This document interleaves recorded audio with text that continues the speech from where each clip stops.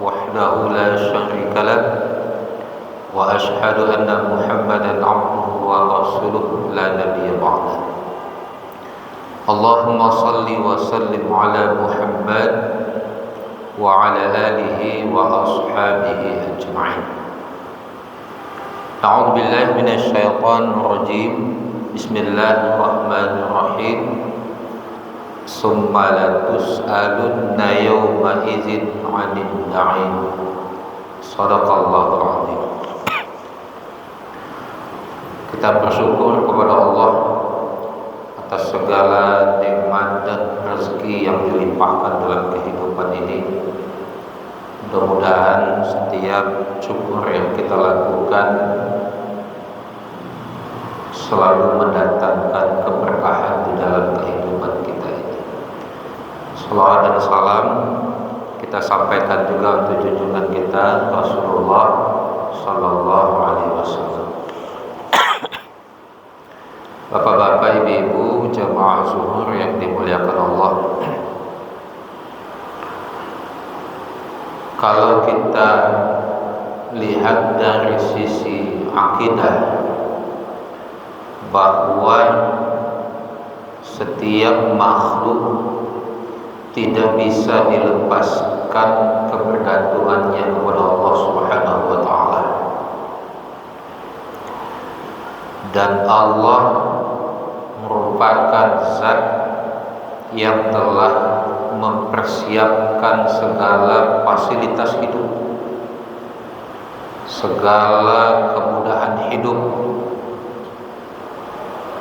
dan sedetik pun manusia tidak bisa lepas dari nikmat yang Allah berikan. Setiap kita ini detik per detik selalu terikat dengan nikmat Allah. Dalam melaksanakan aktivitas selalu terikat dengan nikmat Allah. Bahkan untuk mendapatkan kebahagiaan hidup di dunia ini juga tidak bisa lepaskan dari nikmat Allah Subhanahu wa taala. Intinya adalah apapun yang kita rasakan di bumi ini itu menjadi nikmat Allah Subhanahu wa taala. Tetapi yang menjadi problemnya adalah tidak jarang juga manusia melihat nikmat itu hanya dari sisi angka-angka, hanya dari sisi harta yang tampak oleh kasat mata. Jadi ketika ada yang bertanya tentang bagaimana keadaan sekarang ini, ada yang mengatakan segetek atau sedikit nikmat Allah. Ada yang mengatakan agak berkurang. Padahal kalau kita ingin berpikir lebih jauh lagi bahwa setiap detak nafas yang kita hirup itu merupakan nikmat Allah Subhanahu wa taala. Karena itu kita tidak bisa mengatakan bahwa nikmat Allah itu sedikit. Nikmat Allah itu terbatas. Bahkan ketika Allah mengatakan di dalam Al-Quran, jika kamu menghitung nikmat Allah itu pasti tidak akan bisa. Wa in ta'uddu ni'matallahi la tuhsuha. Terkadang di dalam kehidupan kita ini kita baru merasakan nikmat itu ketika kita mendapatkan harta yang berlimpah. Ada orang yang merasakan nikmat itu baru terasa ketika mendapatkan pekerjaan yang mapan. Ada orang yang merasakan nikmat itu terasa besar ketika mendapatkan keturunan anak. Padahal jauh di balik itu semua yang kita rasakan itu merupakan nikmat Allah Subhanahu wa taala. Maka apa yang diminta oleh Allah Subhanahu wa taala,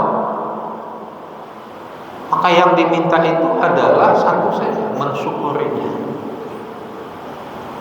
Dan setiap nikmat yang hinggap, yang mendekat dalam kehidupan kita, maka pada akhirnya itu juga yang akan diminta pertanggungjawaban oleh Allah Subhanahu wa taala.